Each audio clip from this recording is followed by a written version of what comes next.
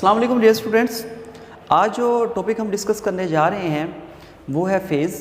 तो पेपर में जो क्वेश्चन आता है वो इस तरह से आता है, what do you mean by the phase angle. Phase angle से क्या मुराद है, and find an expression for the displacement x as a function of phase angle. तो सबसे पहले इसको डिफ़ाइन कर लेते हैं कि फ़ेज़ क्या है। ये फ़ेज़ की डेफिनेशन है, फ़ेज़ एक एंगल है जिसे हम थीटा कहते हैं, और ये किसके बराबर होता है, theta is equal to omega t. और इसके दो फंक्शंस हैं फेज़ के। ये दो चीज़ों को एक्सप्लेन करता है। नंबर वन, फेज़ डिस्प्लेसमेंट को एक्सप्लेन करता है, और नंबर टू, ये किस चीज़ को एक्सप्लेन करता है, डायरेक्शन ऑफ मोशन।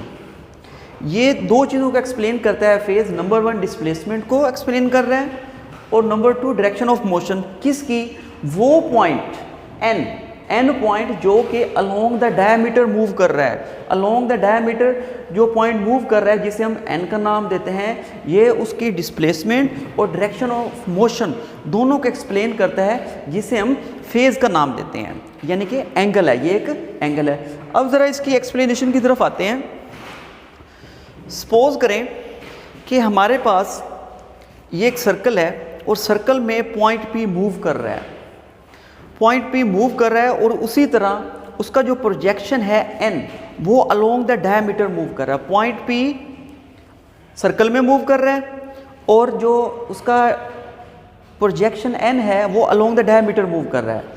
अब देखें, सपोज करें कि यहाँ पर हमारा जो पॉइंट पी है वो इस पॉइंट पर है, at t is equal to 0। Point p इस पोजीशन पर है, और उस वक्त जो हमने टाइम लिया है वो 0 है। अभी हमने टाइम काउंट नहीं किया। At t is equal to 0 rotating radius, यानी कि ये पॉइंट पे जो सर्कल में मूव कर रहा है उसको हम मूव करवा रहे हैं रेडियस के थ्रू, और उस रेडियस को हम नाम दे रहे हैं O P. At t is equal to 0 rotating radius O P make an angle phi with the reference. और जब टाइम 0 है तो रोटेटिंग रेडियस है वो रेफरेंस लाइन, यानी कि O1, जिसे हॉरिजॉन्टल लाइन यानी कि एक्स एक्सिस भी कह रहे हैं, उसके साथ एंगल बना रहा है फाई। लेकिन जब हम टाइम स्टार्ट करते हैं, काउंट करना शुरू करते हैं, तो जो पार्टिकल P है वो यहाँ से स्टार्ट होता है और यहाँ तक रोटेट करता है, यहाँ तक रोटेट करता है। जब यहाँ से यहाँ तक मूव करता है, यानी कि हम जो रेडियस है OP इसको मूव करवाते हैं, तो हमारे पास एक और भी एंगल हासिल होता है, यानी कि यहाँ से लेकर यहाँ तक जो एंगल बनता है उसे हम नाम देते हैं ओमेगा टी। तो इस तरह ये देख लें, इन टाइम टी, जब टाइम को काउंट किया जाता है, स्टार्ट किया जाता है, द रेडियस कौन सा, OP, the radius OP will rotate by omega T.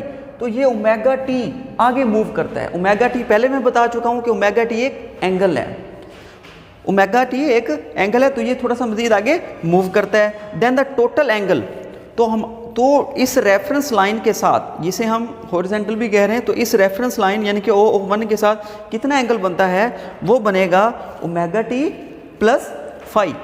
ये फाई जब पार्टिकल ने अभी मूव करना स्टार्ट नहीं किया था उस वक्त का एंगल है फाई, और ये ओमेगा टी वो एंगल है जब पार्टिकल ने मूव किया।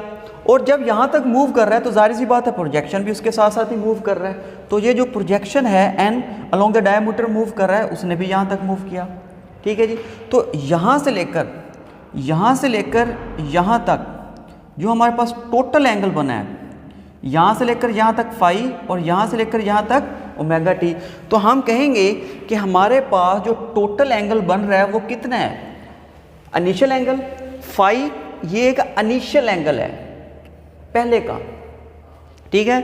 और ओमेगा टी, जब जो पॉइंट है जब उसने मूव किया, रोटेटिंग एंगल है ओमेगा टी, तो ये हमारे पास टोटल एंगल आ गया फाई प्लस ओमेगा टी। तो अब देखेंगे कि यहाँ से लेकर, ओरिजिन से लेकर, जाहिर सी बात है जो पॉइंट पी है वो सर्कल में मूव कर रहा है, वहाँ से हमारे पास एंगल हासिल हो रहा है, और इस एंगल की मदद से जो यहाँ पर टोटल कैलकुलेट हुआ है, इस एंगल की मदद से हम ये जो एन पार्टिकल है जो कि अलोंग द डायमीटर मूव कर रहा है, इसका हम डिस्प्लेसमेंट काउंट करेंगे। तो हम देखेंगे यहाँ से लेकर यहाँ तक इस एन पार्टिकल ने कितना डिस्प्लेसमेंट तय किया, वो हम इस एंगल की मदद से फाई प्लस ओमेगा टी की मदद से यहाँ से कैलकुलेट करेंगे। जैसा कि हम जानते हैं then the displacement O N displacement, जिसे कि हम x का नाम देते हैं ओ एन डिस्प्लेसमेंट वो क्या होगा, जैसे कि हम जानते हैं, ये पिछले टॉपिक में हमने इसको प्रूव भी किया था कि जो इंस्टेंटेनियस डिस्प्लेसमेंट होता है जो कि an particle along the diameter cover करता है, x is equal to x naught sine theta. और यहाँ पर जो एंगल बन रहा है वो हमारे पास टोटल एंगल थीटा नहीं है बल्कि फाई प्लस ओमेगा टी है, फाई प्लस ओमेगा टी। और फाई हमारे पास इनिशियल एंगल है पहले वाला, ठीक है। तो यहाँ से ये साबित हो गया कि जब बॉडी अपनी मीन पोजीशन से स्टार्ट करता है तो हमारे पास ये वाला फार्मूला आता है। मीन पोजीशन से स्टार्ट कर रहा है और किसकी तरफ जा रहा है, वो जा रहा है एक्सट्रीम पोजीशन की तरफ। जब पार्टिकल यानी कि मीन से अपनी एक्सट्रीम पोजीशन की तरफ मूव कर रहा है, ये जब सर्कल की फॉर्म में। और इसी तरह हमारा जो ये वाला है एन पार्टिकल जो कि अलोंग द डायमीटर मूव कर रहा है, ये यानी कि ओरिजिन से सीधा एक्सट्रीम पोजीशन की तरफ जा रहा है। तो यानी कि इस एंगल की मदद से फाई प्लस ओमेगा टी की मदद से हमें दो चीज़ें मालूम होगी।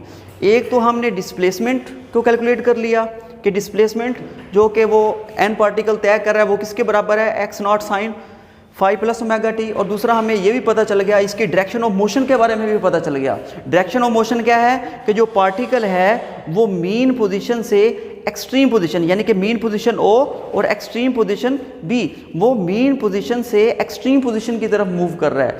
तो इस एंगल की मदद से हमें दो चीज़ों के बारे में पता चल गया। अब सपोज करें कि जो पार्टिकल P है वो स्टार्ट यहाँ से लेता है यानी कि एक्सट्रीम पोजीशन से। वो पार्टिकल जो है वो एक्सट्रीम पोजीशन से स्टार्ट लेता है। जहाँ से वो स्टार्ट ले रहा होता है वहाँ से जो हम टाइम है वो ज़ीरो कैलकुलेट करते हैं, यानी कि अभी उसने स्टार्ट नहीं लिया, टाइम ज़ीरो है। जैसे ही पॉइंट P अब मीन पोजीशन से स्टार्ट नहीं ले रहा बल्कि वो स्टार्ट कहाँ से ले रहा है, एक्सट्रीम पोजीशन से। तो अब हम जाहिर सी बात है वो जो बॉडी सर्कल में मूव कर रहा है उसको मूव करवाएंगे तो तभी जाकर हमें वो एंगल की वैल्यू मालूम होगी। तो अब यहाँ पर जो रेडियस है OP यानी कि इसको हम रोटेट करवाते हैं कि हम कहते हैं कि बॉडी ने यहाँ तक मूव किया, ये इनिशियल है P और यहाँ तक बॉडी ने मूव किया।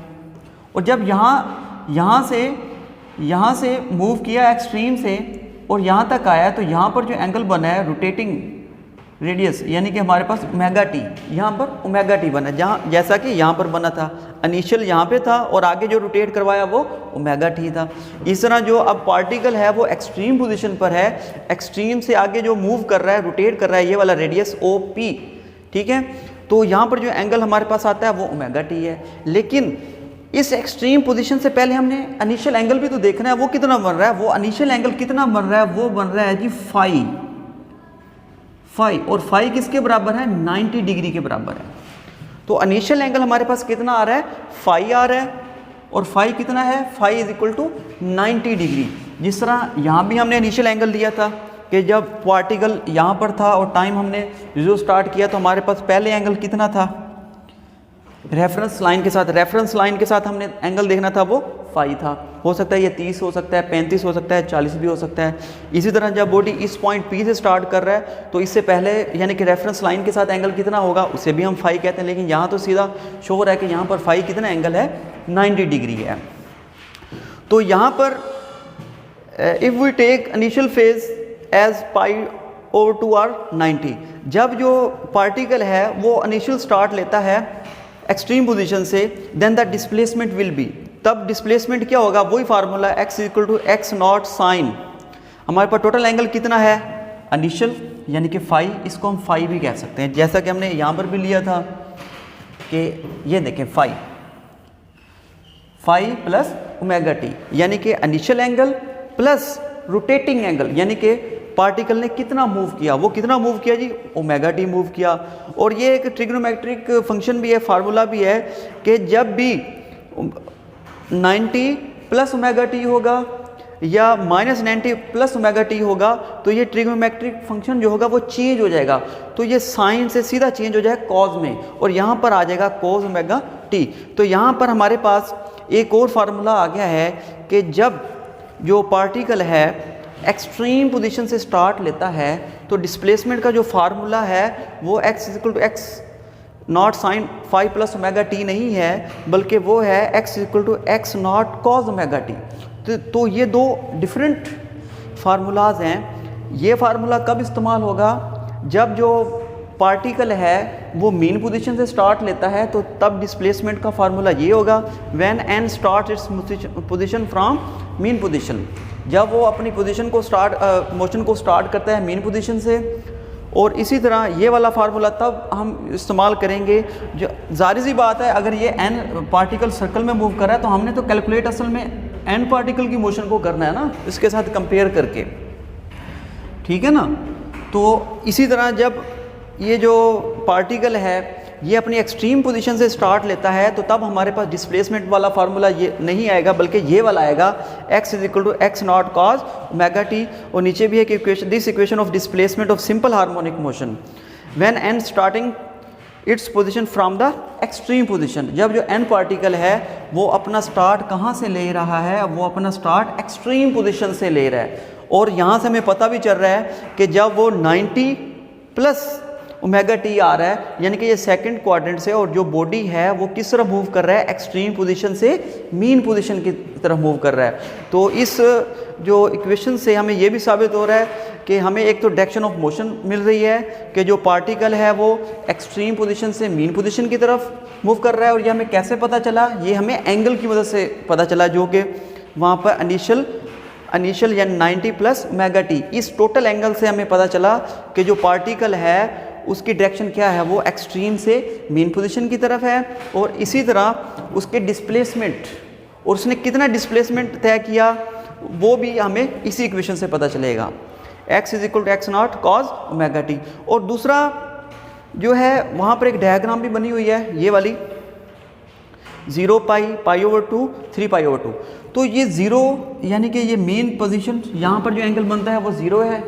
इस तरह जब आप एक्सट्रीम की तरफ मूव करते हैं तो यहाँ पर जो एंगल है वो π/2 है। 0 मेन पोजीशन, मीन से आप जब मैक्सिमम पोजीशन एक्सट्रीम पोजीशन पर जाते हैं तो आपको π/2 एंगल मिलता है। इसी तरह यहाँ जब आप एक्सट्रीम से दोबारा फिर मीन पोजीशन की तरफ, यानी कि एक्सट्रीम से दोबारा मीन पोजीशन की तरफ आते हैं यहाँ पर, तो यहाँ पर जो एंगल बनता है वो π/2 है, पाई है। और इसी तरह जब आप फिर मीन से लोअर एक्सट्रीम की तरफ जाते हैं तो तब हमारे पास जो एंगल बनता है 3π/2 होता है। यानी कि मीन पोजीशन पर दो एंगल हैं, एक 0 होता है और दूसरा पाई होता है, और एक्सट्रीम पोजीशंस पर π/2 और 3π/2 होता है। तो ये इन एंगल्स को हम जो लास्ट लेक्चर है इसमें अच्छी तरह हम इसको डिस्कस कर चुके हैं। तो ये था जी आपका आज का लेक्चर। तो इंशाल्लाह नेक्स्ट टॉपिक के साथ दोबारा हाजिर होंगे। अल्लाह हाफ़िज़।